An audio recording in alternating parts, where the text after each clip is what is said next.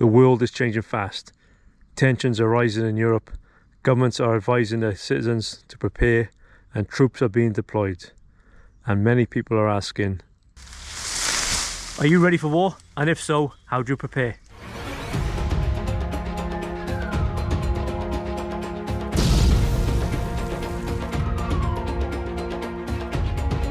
Hello, welcome back to the channel, and welcome back to a campfire talk. This should be good. Now firstly, thanks for clicking on the video and checking the channel out. Now you join me today in the woods while I'm on set filming episode 3 of my 6-part post-apocalyptic series. It's a bit of a mouthful. Behave yourselves. And yeah, I thought, well, while I'm doing it, while I got the fire going, let's have a bit of a campfire chat. Now it's been a strange old couple of weeks here at the bugout. I've been contacted by many different media companies, ranging from the BBC to online media sources to even national newspapers, all about the current crisis or current goings on in Europe. Now myself, I don't watch much of the media, but lately there seems to be a lot of talk about the escalation of war against Russia between France, UK and the rest of Europe. Now the UK and France have been beating the war drums, haven't they? You know, promising troops on the ground to Ukraine. And lately the French government issued out a 20-page preparedness document for the citizens. And then a few days after that, the EU come out saying you need at least 72 hours of supplies at home and perhaps having a bug-out kit or an emergency survival kit. All I think is preparing people for perhaps an escalation in the war out in Eastern Europe. So the media has asked me some ridiculous questions, and they tend to ask the same questions over and over again. But the crux of it was really, how do you prepare for war? I even had a question of one of the guys from the media companies. How best can people prepare for a potential invasion? I said the likelihood of an invasion in the UK is very, very small. You can count on your hands how many times we've been invaded in the UK. You're talking the Romans, Anglo-Saxons, the Normans. You know, there's only 3 for a start. Yeah, you have Viking raids. I think even French tried invading back in the 1700s, and they were put off by some woman in Pembrokeshire. You cheese-eating surrender monkeys! But that just goes to show these media types, they haven't really got a clue what they're talking about. So I thought, with all that going on, all these interviews and whatnot, and all this in the press, I thought let's put a video together. We can run through some practical, actionable steps to prepare yourself and your family for whatever comes next. Oh, exciting! So stick around to the end, because I'm going to reveal what I think is one of the most overlooked preps that could save your life. Now the first step is probably obvious to most, and that's making sure you've got a good stockpile of essential supplies. Now in time of any crisis, supplies run short. People go out, they mass panic and buy all sorts of stuff, you know, toilet paper and all that sort of palaver. So things on the shelf disappear pretty quick. And in some cases, the stuff that is there usually falls foul to a price increase. Now we've seen it before in, say, World War II, the shortages of food and essential items. You know, you had rationing to combat that.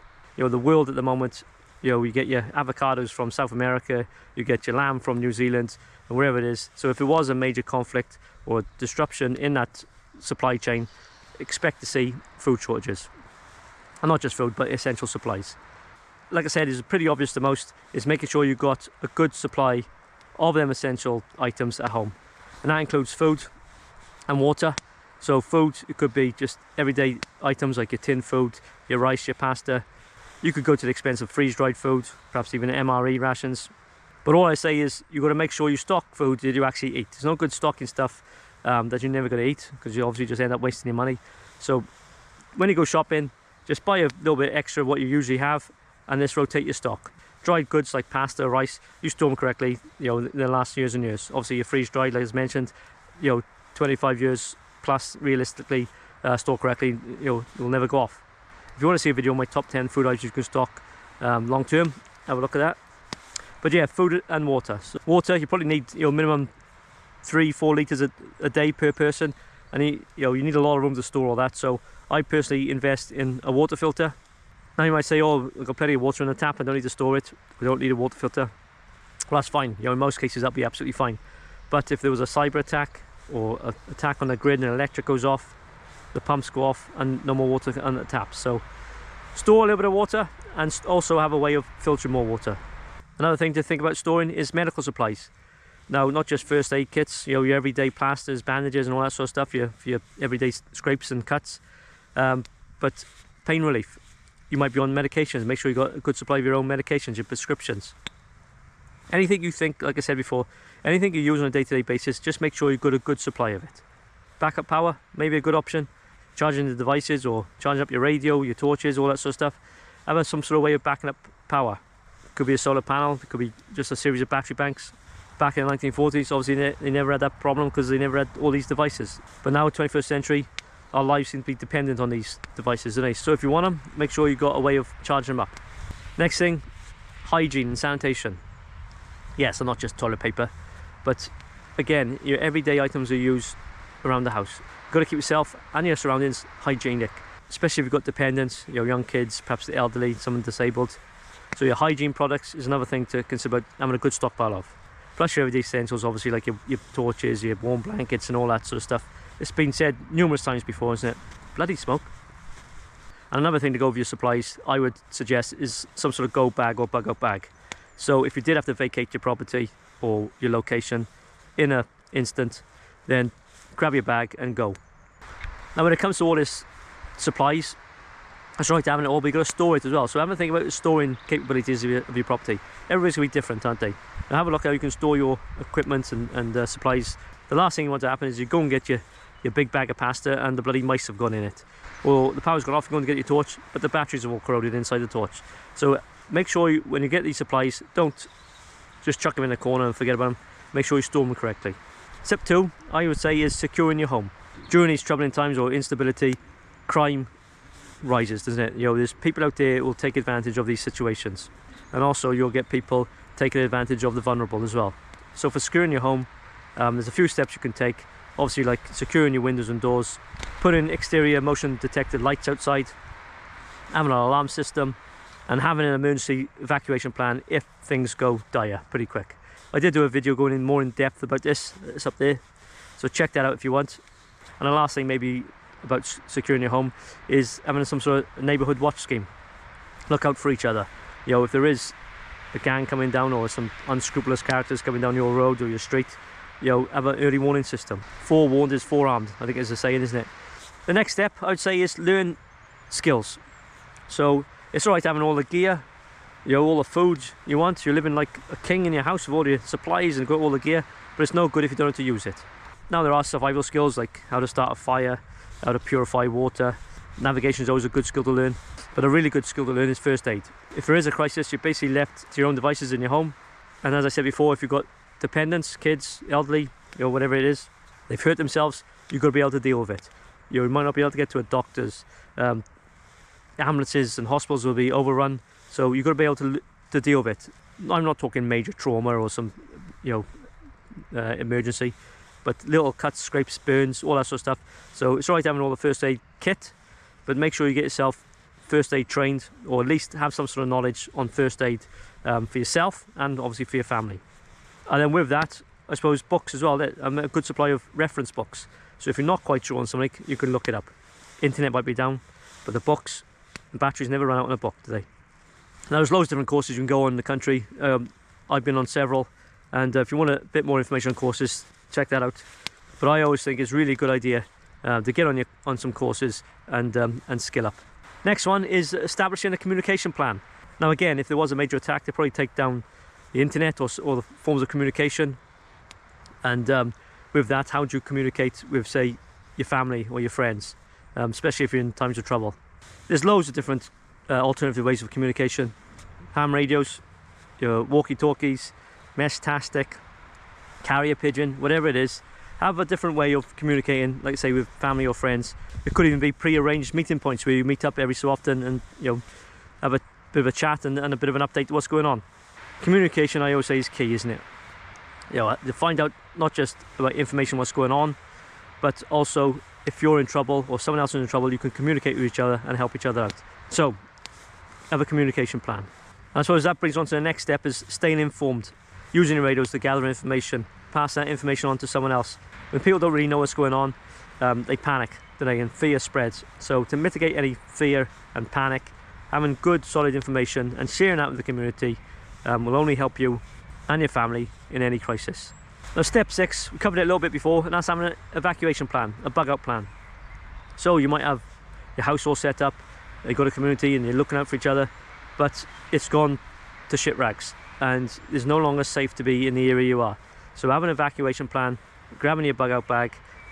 If you have got a vehicle and the roads are clear, make sure you've got plenty of fuel, and making sure you've got a location you can go to. It's not just going out there willy-nilly, you're like a headless chicken, you don't know where you're going. So make sure you've got a plan of action. Where you got to go to, is it safe in that location, how am I going to get there, are there multiple routes, and then if you are part of a family or a group, how am I going to get that group of your loved ones and friends, how are you going to get them to that area. Per se, I'd have a plan. If I was going by car, what do I grab, what do I put in the car, have I got all my supplies there ready to go, and then think, right, I can't go in a car, so that plan is scuppered. What am I going to do next? Have a plan B, have a plan C. Now you can, if you want to go to the extreme of actually going through one of these plans and practicing them, but if you just wrote them down on a piece of paper and run through them and thought about it, at least if the time comes, you're one step ahead of most people because you've already got a plan, whether it's A, B or C. The next step, I think it's number 7, alright, I don't know what it is financial preparedness. We've seen it before, haven't we? In world wars and other major conflicts, it causes chaos with financial systems. Plus in them sort of situations, you always get the emergence of a black market. So it's always good to keep cash, have a supply of cash, perhaps even barterable items, gold, silver. So if regular financial systems are not working correctly, like I say, if the grid's down, your bank card's not going to work, or paying on your phone is not going to work, and you want to get some supplies, whether it's from a shop or from some dodgy geezer down the road who's got his hands on some freeze-dried food, have a way of bartering or paying for them goods. I'd have cash on hand, and if the cash is no good, have barterable items. If you can trade just about anything. If someone wants it, you can trade for it. Now my next step is fitness. Just briefly, you don't have to be like Arnold Schwarzenegger or like a marathon runner, but keep yourself as physically fit as you can. Eat healthily, get out there, keep yourself mobile, because if a time comes and it is a serious situation, life's going to be a little bit harder. You might have to walk more, isn't it, to get food, water. You might not even have to bug out, like we said before, and carry a bag.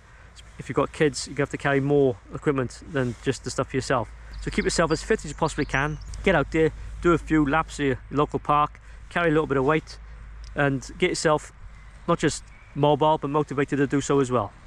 Now that brings me on to my very last step, and one I say is probably most overlooked of all the steps or preps you can make preparing for war or major crisis. Now I'm not talking about having a mass supply of weapons, ammo, or even an underground bunker. Be advised, there is a bunker complex up front. It's your mindset. He's not right in the head. So as I said before, in a crisis, people panic, and panic can cause injury or even death. Not just yourself, but if you are panicking, you could also cause injury or death to someone else. Mental resilience is key. And also being adaptable and staying calm will also determine how good you deal with any war or crisis. Now if war does break out or some sort of crisis happens and you're the head of your household, the last thing your family, your loved ones, your kids want to see is you panicking. You've got dependents, you've got people looking up to you, depending on you for their life, their safety. And the last thing, like I said, they want to see you is running around like a headless chicken, don't know what to do. You haven't got a plan, you haven't got certain supplies at home. A good saying years ago, wasn't it, Second War, is keep calm and carry on. And that's no different. If you can keep calm, keep a level head, don't panic. You could be panicking inside, but don't show it. And to help mitigate any panic or insecurities is doing the steps we said before, having a plan, having the right supplies, having the skill set. If you've got all them things in place ready, you are going to be less likely to panic in any crisis situation. So that's it guys, that's my take on it. Like I said, I've been contacted many times over the last few weeks, different media agencies, how best can you prepare for war. I always say no one really knows until they've been in that sort of situation anyway, but if you follow these steps and you've got yourself some supplies, you've got yourself a plan, you've got yourself some skills, knowledge, you are going to do a lot better than someone who just buries their head in the sand and just believes it's never going to happen. Remember, if you do want supplies, check out the bug out. If you do want to skill up, get on courses. Again, we've got courses on there. If you do want to be part of a community, we've got a community page, so we've got all the bases covered. I'm not just trying to sell you, loads of crap you don't need or out-of-date rations. I try and think of what people actually need and look after the community. So that's it. That is the video.